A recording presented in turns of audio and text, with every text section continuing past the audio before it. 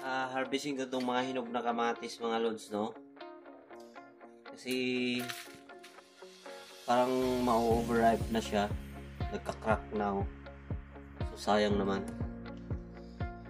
Pero di ko lang lahatin kasi marami pang mga hilaw.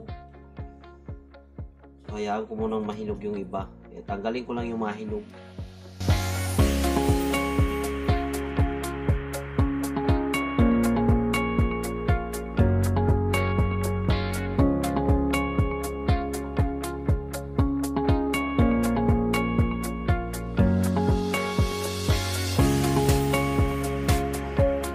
Hirap putulin ng diretso kasi may hilaw sa baba eh.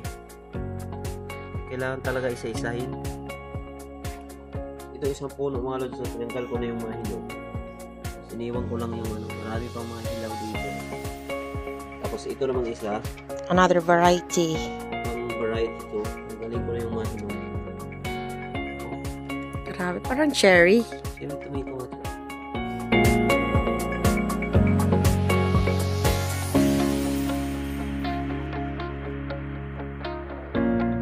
Ito na yung na-harvest mong kamatis mga lods. Marami-rami na rin.